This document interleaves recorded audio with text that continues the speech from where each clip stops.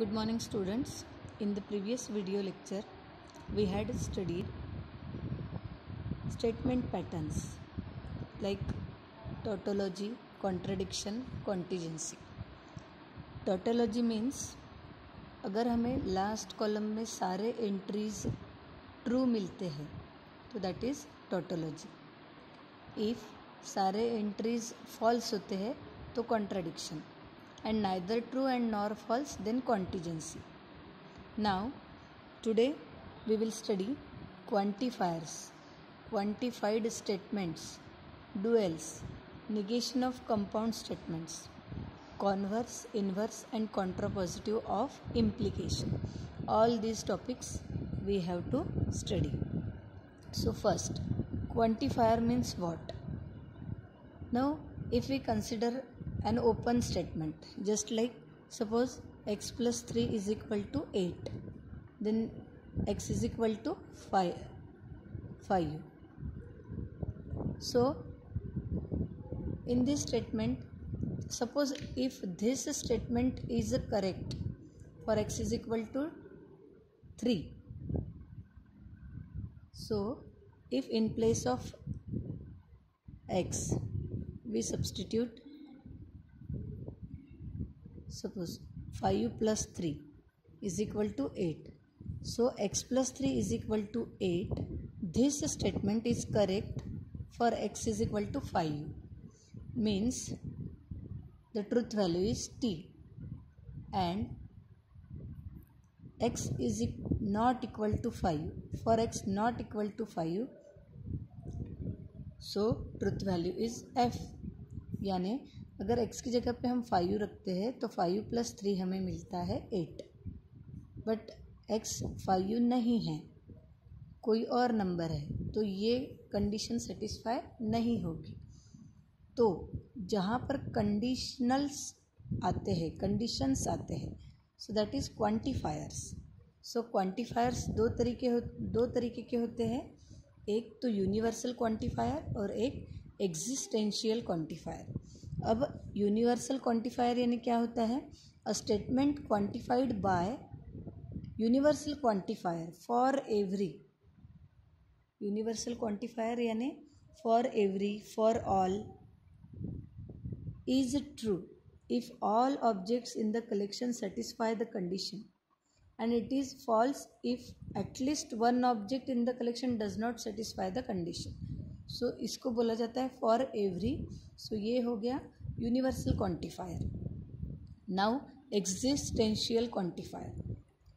A statement quantified by existential quantifier, there exist, इसको read करते there exist, is true if at least one object in the collection satisfy the condition, and it is false if no object in the collection satisfies the condition. So this is for all, for every, universal quantifier, and there exist, for some, for one, ये सभी हो गए existential quantifier. Now we will see dual. Now dual means अगर कोई statement दिया है हमें P और Q, तो और का डुएल होगा एंड, टी का डुएल होगा एफ, एंड और का एंड का और, इस तरीके से. So see this, if two statement contains logical connectives like and, or and letter T and C, C for contradiction, T for tautology. Okay, so then they are said to be dual of each other if one of them is obtained from the other by interchanging or and T with C. So T and C later denote tautology and contradiction. So और का dual होगा and, tautology का dual होगा contradiction, और का dual होगा and का dual होगा और, tautology का होगा contradiction. So this is for dual. Now we will see the negation of compound statement. Compound statement means Jin statement को हम दो statement में split कर सकते हैं. Splitting is possible, then the statements called as compound statements. So negation of compound statement, negation of conjunction and के लिए negation किस तरीके से अप्लाई होगा। Suppose the negation of P and Q ये हमें स्टेटमेंट पैटर्न दिया है। सो उस पर निगेशन अगर हमें अप्लाई करना है सो वो आएगा negation of P and Q. जब निगेशन अप्लाई होगा कंजंक्शन पर तो एंड का हो जाएगा और निगेशन ऑफ पी और negation of Q. So this is the negation of conjunction. Then disjunction, for disjunction negation of P or Q.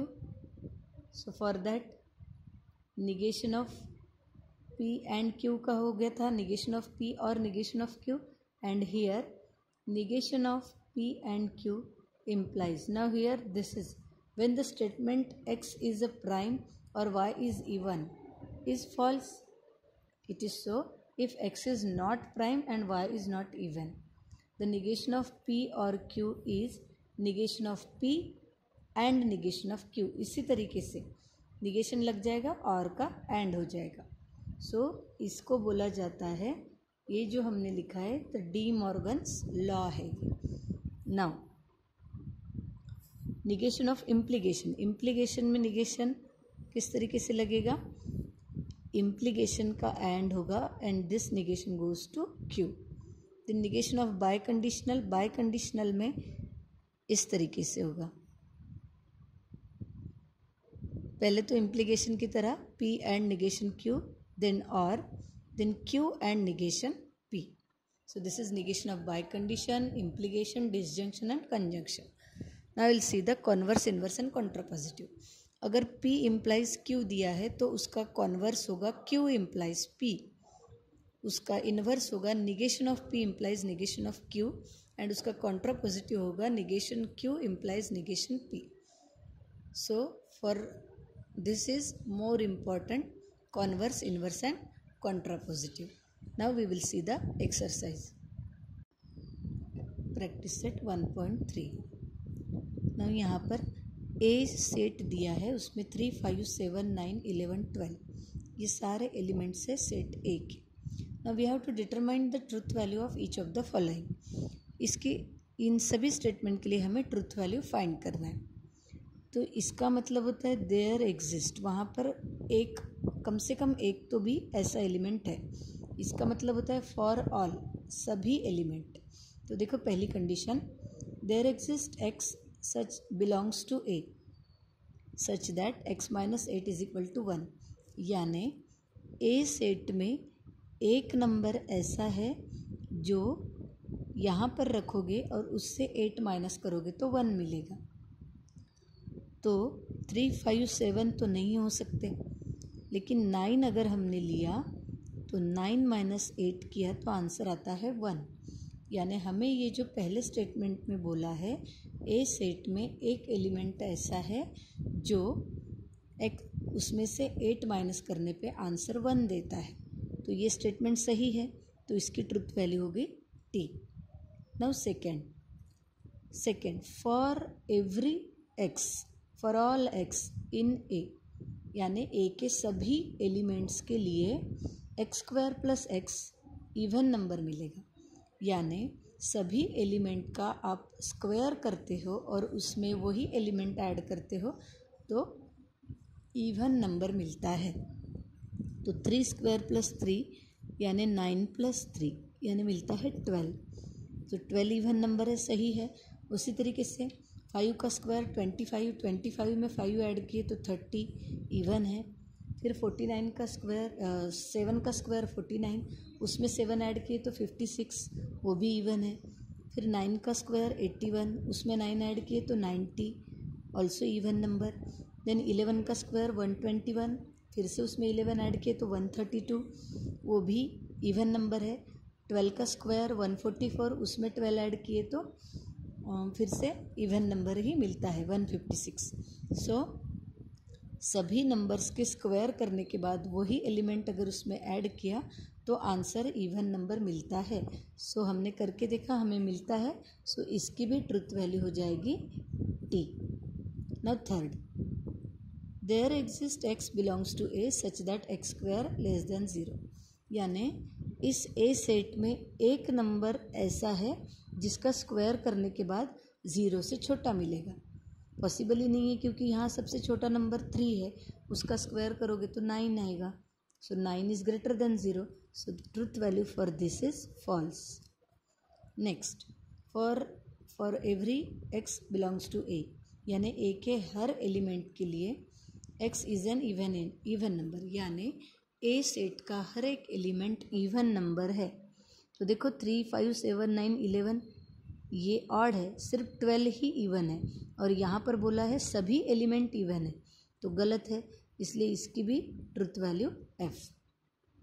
Next, there exist x belong to a का एक element ऐसा है जिसमें ये कंडीशन में substitute करोगे तो ग्रेटर देन 40 मिलेगा। तो देखो x की जगह पे हम 3 रख के देखते हैं, तो 9 + 8 ये 40 से ग्रेटर नहीं है। फिर 5 3 ज़ा 15, 15 + 8 भी 40 से ग्रेटर नहीं है। 7 3 ज़ा 21, 21 + 8 भी 40 से ग्रेटर नहीं है। फिर लेंगे 9 3 ज़ा करने के बाद +8 करोगे तो भी 40 से ग्रेटर नहीं है। फिर 11 × 3 यानी 33 + 8, अब आप करोगे तो ये मिलेगा 41, और वो 41 ग्रेटर है 40 से, यानी ये कंडीशन सेटिस्फाई सिर्फ एक एलिमेंट के लिए हुई है, वो है 11। और हमें क्वेश्चन में भी बोला है सिर्फ एक ही एलिमेंट के लिए ये कंडीशन सेटिस्फाई होती है, इसलिए इसकी ट्रुथ वैल्यू है t। And the next, for every element in a, यानी a के हर एक एलिमेंट के लिए ये कंडीशन सही है। सो देखते हैं 2 × 3, अब सबसे छोटे एलिमेंट के लिए अगर ये सही है तो बाकी के लिए तो सही रहने ही वाली है। 2 × 3 6, 6 + 9 इज ग्रेटर देन 14। सो आप 5 रखो, 7 रखो, कोई भी नंबर रखो, उनका एडिशन ग्रेटर ही आएगी 14 से, इसलिए इसकी ट्रुथ वैल्यू भी t। सो इस तरीके से हमें फर्स्ट क्वेश्चन करना था जिसमें हमें ट्रुथ वैल्यू लिखनी थी। Now we will see the second example. Right the dual of each of the following. अब हमें लिखने हैं डुएल्स। तो डुएल में हमने देखा था एंड का और होता है, और का एंड होता है। सो देखते हैं, अभी सॉल्व करते हैं हम। फर्स्ट वन दिया है P और Q एंड R, तो इसका डुएल होगा, और का होगा एंड Q, अभी ये एंड है तो ये हो जाएगा और। So this is dual for first one. Second, ये एंड हो जाएगा और ये एंड हो जाएगा और, सो P और Q और R, this is dual for this. Third one में P और Q है तो P एंड Q हो जाएगा, यहाँ पर एंड है तो वो R हो जाएगा, यहाँ पे और है तो वो एंड हो जाएगा। सो P एंड Q, एंड का और का एंड S। सो ये इसका डुएल हो जाएगा। नेक्स्ट, फोर्थ वन है P एंड निगेशन Q, तो एंड का हो जाएगा और P और negation Q, this is dual for this. Now fifth one, negation P और Q and negation R and S। सो निगेशन P और का होगा एंड का होगा और, यहाँ पे भी एंड का होगा और, बाकी एज इट इज। उसके बाद next, negation P and negation Q and P और Q एंड